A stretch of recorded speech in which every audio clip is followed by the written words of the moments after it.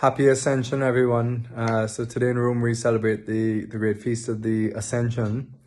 And, one of the lines that keep jumping out for me for the prayers of the Mass is that our hearts have gone where the Lord has ascended, and that the Lord has gone to heaven and has brought us with him.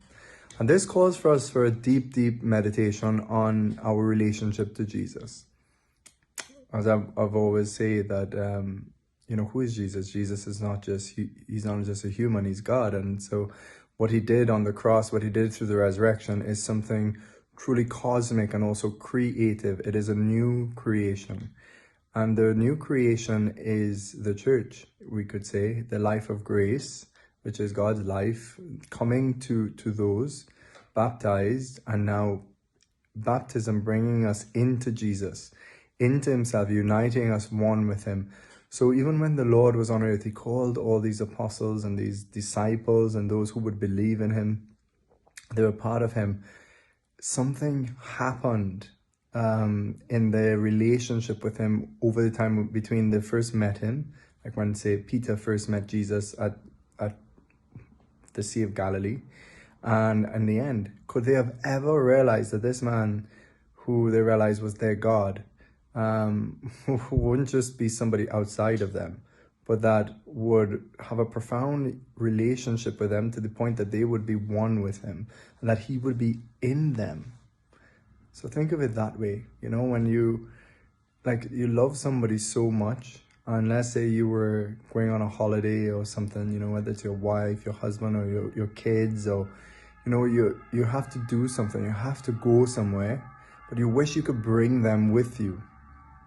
And this is the kind of love that the apostles and the disciples had for Jesus. And this is the kind of love that Jesus, God, had for them. And so he knew that because he was going, he didn't want to leave them alone. So around the whole mystery of the Ascension are these words of Jesus: I am with you always. So the very person they loved, that they saw outside of them, he was going to be in them, in their heart. Literally, wherever they go, he would be in them, with them, alive in them. So bizarre, so strange, but only God could do that, and only his Spirit could do that, because Spirit could come to live in our soul. And this is what Jesus said. He said, I would send you the advocate. Wait in Jerusalem till you will get power from on high. And then I'll send you the promise of the Father, the Holy Spirit. And so the Holy Spirit, the other person of the Trinity, the Blessed Trinity, God himself, the personal God of love, the Holy Spirit, is that love of the Father and the Son, who's a person, we know. And the Holy Spirit's role, along with the Father and Jesus, is to bring us into Jesus. So that's why we could say where Jesus has gone to heaven, we've gone with him, because we are one with him. And so St. Augustine would say very famously that we're citizens of heaven on earth.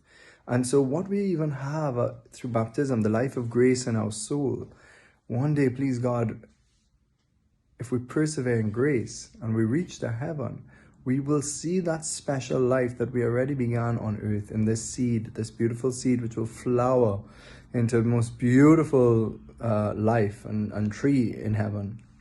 And so this grace of the Holy Spirit has been given to us in baptism, and this is how we are related to Jesus. We are one with Jesus.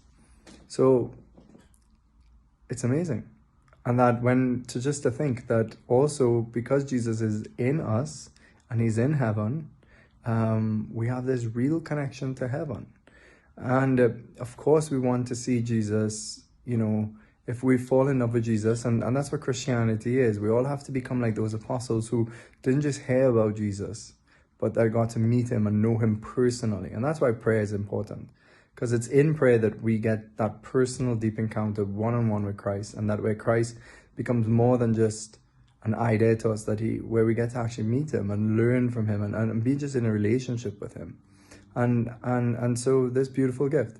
But yeah, to think of that he loved them so much that he knew that their relationship was based on love and presence and being with each other, that while he couldn't wait for them to come to heaven to see what he's prepared for them, what he's prepared for us, the life in heaven, what he has prepared for us. No eye has seen, no ear has heard, what's in heaven? No, we have not seen on earth. Even the mystics, when they get spiritual experiences, they get this, they have an experience of heaven, but it's still limited in their earthly way until they become there. So yeah, just to think of it that way, that Jesus is in us, actually in us. So if you were to go abroad and you go on your holidays and you wish you could bring that person you love so much with you because you have homesickness because you're apart from them, imagine that if they were in you.